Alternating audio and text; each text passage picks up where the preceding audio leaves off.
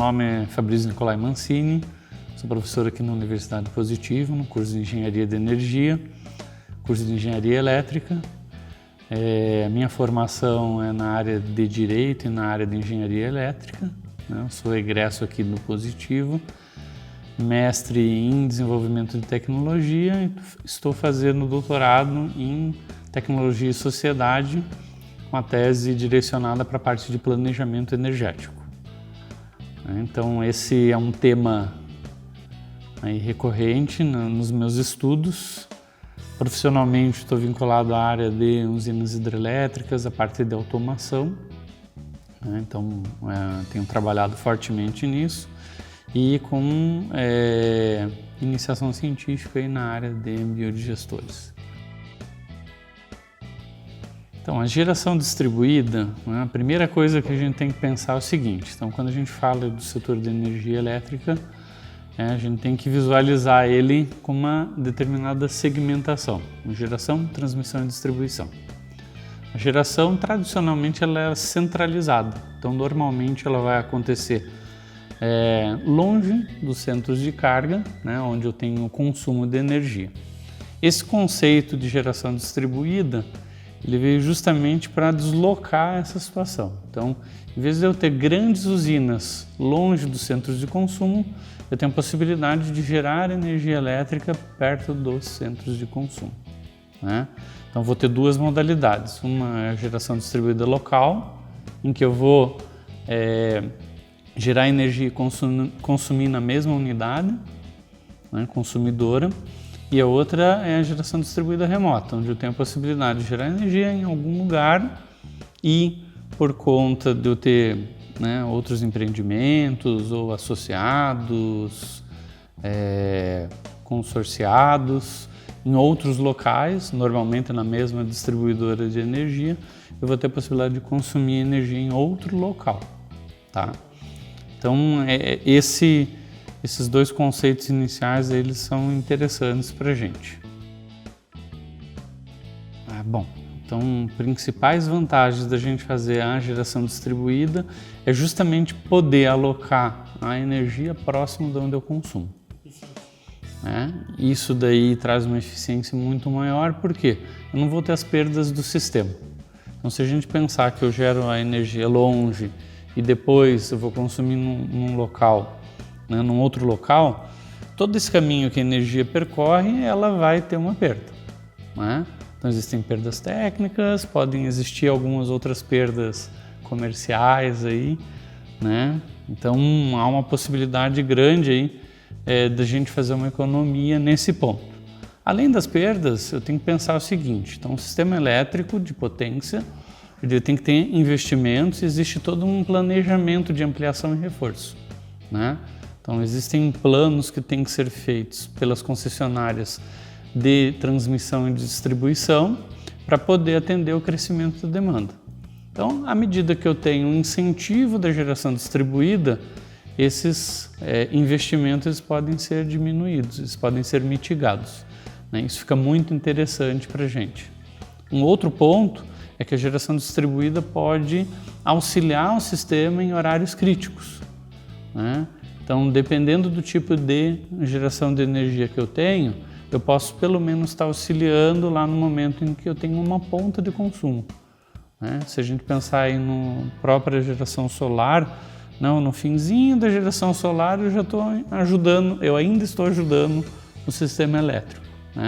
Com outras fontes que não dependem dessa questão de horário, aí eu vou ter uma possibilidade de estar atendendo melhor um sistema, porque eu vou poder gerar energia no horário de ponta, que é o horário crítico.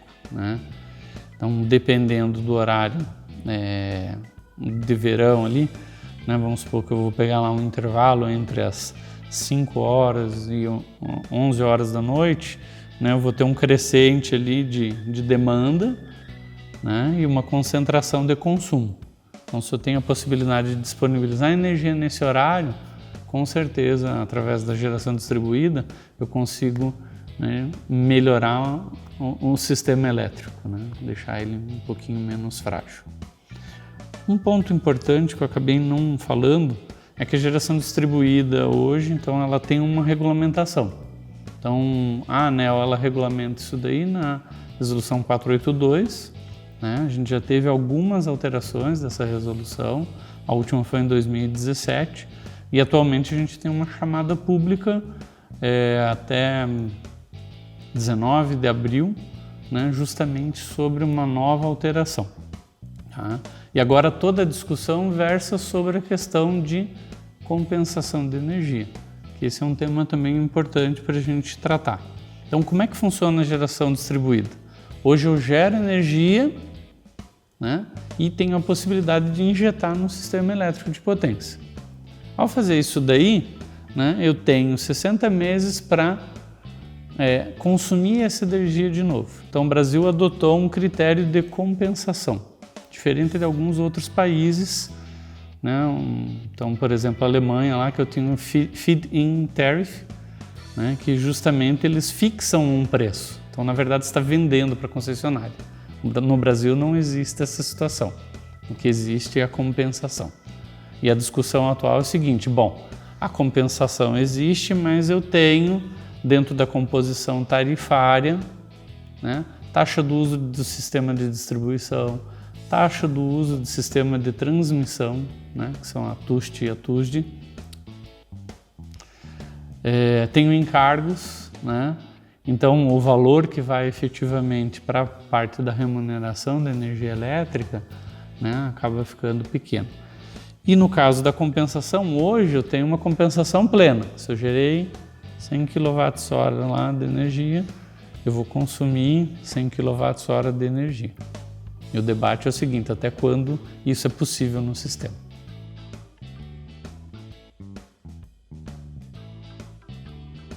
Então, bom, a resolução 482 ela já prevê essa situação. Então, todas as fontes renováveis, né, elas entram nessa possibilidade. Então, eu posso utilizar a biomassa em toda a sua magnitude, né, tanto que se a gente for pegar algumas usinas, por exemplo, aqui no Paraná, eu tenho geração distribuída de resíduos florestais, né, em alguns locais. Tenho também geração distribuída com resíduos da indústria sucroalcooleira, né? Então, essas são as situações que já estão presentes, né? Existem alguns empreendimentos já na área rural, né? Mas ainda está, vamos dizer assim, ainda eu tenho um potencial grande, mas pouco aproveitado ainda, né? E eu tenho a possibilidade de aproveitar também a parte hidráulica, também a parte eólica, né? Tudo gira em torno dos custos de instalação e das dificuldades de manutenção desses sistemas, né? Então, hoje o que se popularizou mais foi a energia solar por uma facilidade, né? Então, se pensarmos assim em alguns locais como as cidades, né, realmente a questão da energia solar ela é muito interessante, porque eu tenho um sistema elétrico de potência lá, um sistema de distribuição relativamente seguro, com bons índices de interrupção e duração de frequência, né? Índices de duração e frequência de interrupção. Então isso dá uma tranquilidade para a pessoa que está produzindo energia através da energia solar, né? De mandar energia para o sistema e depois ter de volta. Se a gente pensar na área rural, a realidade já é um pouquinho diferente. Às vezes é muito interessante por uma questão de disponibilidade solar, disponibilidade de espaço também para colocar as placas solares. Então, na área rural, eu tenho essa outra possibilidade de estar trabalhando, né? Então, biomassa é uma questão muito interessante, disponibilidade também de geradores eólicos agora de menores portes, com novas tecnologias. Eles devem também ter alguma possibilidade de utilização muito interessante, mas aí sempre vale a pena, né, você consultar um profissional para verificar qual que é exatamente a vocação energética do local, né? Por isso que o curso de Engenharia de Energia é interessante, né? Porque ele te dá uma possibilidade de avaliar a questão da disponibilidade energética, não por conta lá de uma representação comercial, que é o que tem acontecido em alguns casos, mas justamente para verificar qual que seria a solução mais interessante, né? Porque pode ser que eu não precise só de energia elétrica, pode ser que eu precise de uma energia térmica, e aí eu vou poder ir para uma outra vertente, né? Então eu tenho esse quadro, né, se desenhando, e vamos dizer assim, como os investimentos nos últimos anos eles têm sido muito tímidos, né? Então a gente teve um desaquecimento da economia, isso se refletiu também nos investimentos na área de geração de energia e também na área de ampliação e reforço do sistema de transmissão e distribuição. Então provavelmente nos próximos anos nós vamos verificar um fenômeno aí de aumento do custo da energia elétrica, né? E certamente vai ser muito interessante essa questão de geração distribuída. Ela vai auxiliar o sistema a estar se reequilibrando, né? Então, o sistema de geração distribuída, dependendo do tamanho dele e dependendo da modalidade, ele vai ter alguns requisitos com relação à parte ambiental e com relação à questão de engenharia, né? Então, uma das grandes preocupações que a gente tem que ter é o seguinte: então, se eu estou gerando energia, estou injetando energia no sistema elétrico, há uma necessidade de eu me preocupar com a proteção. Se por acaso a concessionária, né, tiver algum problema lá num curto-circuito ou um poste cair, eu não posso ficar realimentando aquele sistema. Então, por isso existem algumas exigências com relação à implementação de proteção. Então, quanto maior a geração, maior vai ser a dificuldade nessa parte. Então, eu tenho que ter uma equipe mais especializada. Mas, se a gente for avaliar em que eu vou ter ganhos energéticos muito interessantes, normalmente vai valer a pena, né? Então, se a gente pegar uma planta pequenininha, normalmente, né, o próprio sistema lá do inversor fotovoltaico vai dar conta, né, de uma residência, etc. Quando eu estou falando de uma planta maior, né, vou pegar aí já uma mini geração solar, né, com aí 750, né, quilowatts instalados, aí eu tenho que ter toda uma preocupação com relação à proteção. Então, vou ter relés de proteção, eu vou ter normalmente uma cabine de subestação, né, para poder fazer a conexão com a rede, não vou conectar em baixa tensão, né, que seria inviável, e eu vou ter que fornecer algumas informações para a Copel para ela auxiliar na operação do meu sistema, né?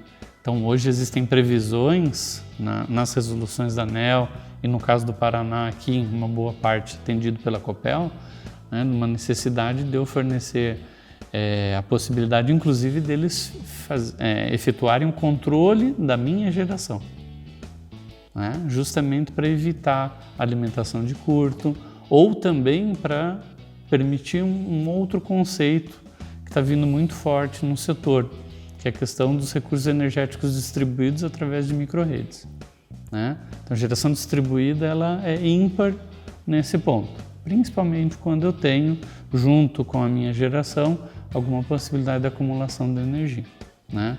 Então, através de um reservatório, através de tanques com biogás, né? Então, eu posso equilibrar sistemas em que tenha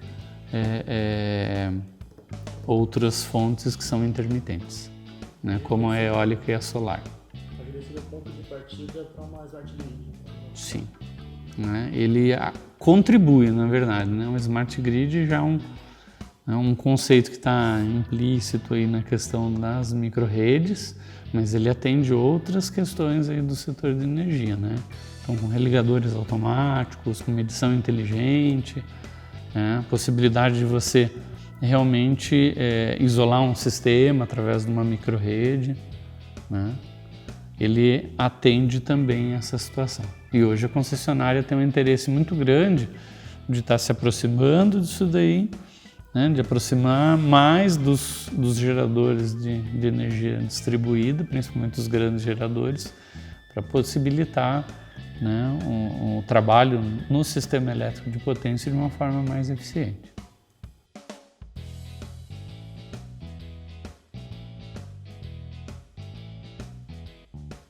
Bom, esse é um tema bem polêmico, né? Em tese, o Brasil não adotou esse sistema, né? Então a gente adotou o sistema de compensação, só que existem possibilidades de arranjos jurídicos que acabam indiretamente fazendo essa monetização. Se montar uma concessionária de geração distribuída, ou se eu montar lá um consórcio de geração distribuída, no fim das contas eu estou quase fazendo isso, né?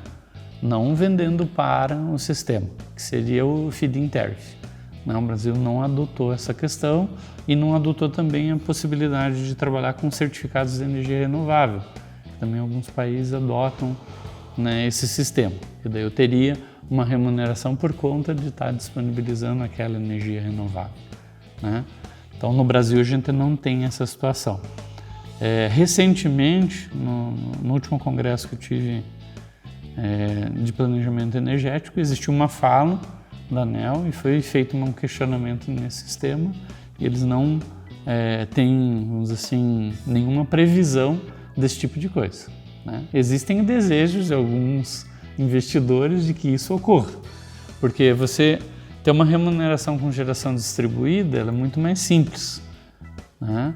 Quando eu sou um agente do setor de energia, eu tenho que ter um registro na Câmara de Comercialização de Energia Elétrica, né? Eu tenho que entrar lá numa fila, né, para poder estar trabalhando lá no mercado spot. E o conceito que foi adotado em geração distribuída nos outros países é um pouquinho diferente. É do tipo seguinte, ó, a concessionária seria obrigada a comprar a tua energia mais do que ela está vendendo, né?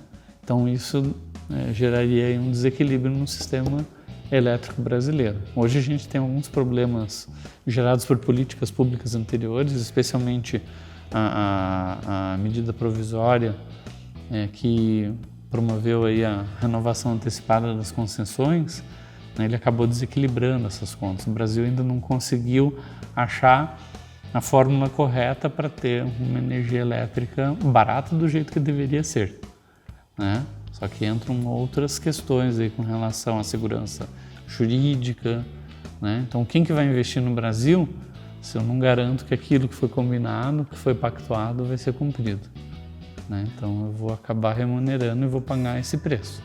O único problema é que com concessões eu pago um preço de 30 anos, 35, 20 anos, depende do contrato, né, que foi feito.